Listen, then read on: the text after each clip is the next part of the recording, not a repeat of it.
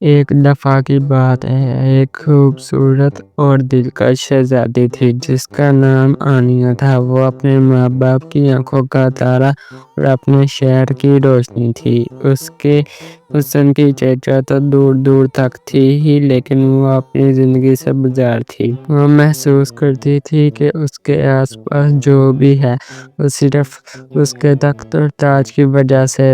ایک دن شہزادی نے ایک غلطی کر دی اور شہر کے قانون کے مطابق اسے ایک دن کے لیے شہر کی سڑکوں پر گزارنے کا حکم دیا گیا۔ بادشاہ نے بہت مضبوط احترام کے ساتھ اس کی حفاظت کے لیے ایک نوجوان سپاہی فہد کو مقرر کیا۔ فہد نام کا وہ سپاہی نہ ہی بڑی شاہی خاندان سے تھا اور نہ ہی امیر۔ وہ ایک عام سا لیکن ایماندار اور دل کا صاف نوجوان تھا۔ جب آنیہ نے پہلی مرتبہ فہد کو دیکھا تو وہ ناراض تھی۔ وہ سمجھتی تھی کہ وہ بھی اس سے صرف تخت کی وجہ سے ہی بات کرے گا، لیکن فہد نے اس سے ایسی بات کی جیسے وہ کوئی عام لڑکی ہو۔ اس نے نہ صرف اس کی حفاظت کی بلکہ راستے میں آنے والی چھوٹی موٹی مشکلاتوں کو حل کرنے میں اس کی مدد بھی کی۔ وہ اس سے ڈرتا نہیں تھا، نہ ہی اس کی چاپلوسی کرتا تھا۔ وہ صرف اپنا فرض نبھا رہا تھا، لیکن انسانیت کے ساتھ۔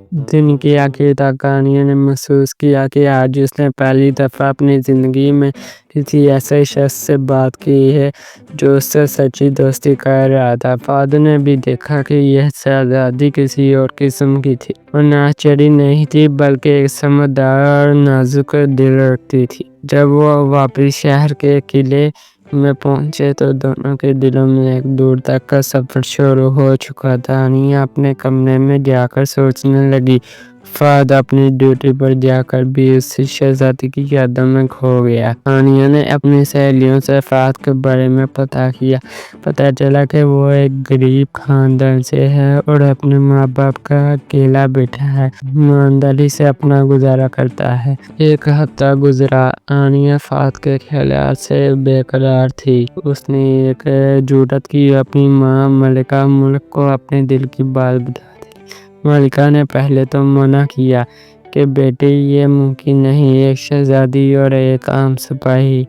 لیکن آنیہ نے کہا، امی جان، محبت عورت اور مرد کے درمیان ہوتی ہے، شہزادی اور سپاہی کے درمیان نہیں۔ اور مجھے وہ احساس دلاتا ہے کہ میں انسان ہوں، شہزادی نہیں۔ ملکہ نے اپنی بیٹی کی آنکھوں میں سچی محبت کو جھلکتا دیکھا۔ اس نے فیصلہ کیا کہ وہ بادشاہ سے بات کرے گی۔ اسی دوران فہد نے بھی اپنے والدین سے بات کی جو کہ بہت گھبرا گئے۔ انہوں نے کہا، بیٹا یہ تو سراسر تمہارے مقدر بگاڑنے کی بات ہے، وہ تو شہزادی ہے۔ فہد نے کہا، ابو جان، اگر محبت سچی ہے تو کوئی فرق نہیں پڑتا کہ وہ کون ہے، میں اسے محبت کرتا ہوں۔ آنیہ فہد کا انتظار نہیں کر سکی۔ اس نے ایک رات چپکے سے قلعے سے نکل کر فہد کے گھر جا پہنچنے کا فیصلہ کیا۔ راستے میں وہ بدماشوں کے ہتھیار لگ گئی۔ انہوں نے اس کو روک لیا اور اس کے زیور چھیننے لگے۔ اتنے میں فہد، جو ہمیشہ کی طرح چپکے سے اس کی حفاظت کر رہا تھا، وہاں پہنچ گیا۔ اس نے اکیلے ہی ان تین بدماشوں کو شکست دی اور آنیہ کو بچایا۔ خود زخمی ہو کر گھر پہنچ کر فہد نے کہا، شہزادی آپ نے یہ کیا کیا، آپ خطرے میں پڑ سکتی تھی۔ آنیہ نے اس کے زخموں کو صاف کرتے ہوئے کہا، تم نے میری جان بچائی ہے فہد، اب میں تمہاری ہوں۔ صبح ہوتے ہی بادشاہ کو پتہ چلا۔ وہ بہت غصے میں تھا۔ اس نے فہد کو قید کرنے کا حکم دے دیا۔ آنیہ نے اپنے والدین سے درخواست کی، اگر آپ نے فہد کو قید کیا تو میں کبھی نہیں مسکراؤں گی اور نہ ہی آپ سے بات کروں گی۔ میں اپنی زندگی کسی اور کے ساتھ نہیں گزاروں گی۔ بادشاہ نے فہد کو حضور بلایا۔ اس نے دیکھا کہ وہ نہ ڈرا ہوا ہے نہ ہی حقیر نظر آتا ہے۔ وہ سیدھا کھڑا تھا، محبت پر قائم تھا۔ بادشاہ نے اس سے سوال کیے اور فہد نے ہر سوال کا جواب ایمانداری سے دیا۔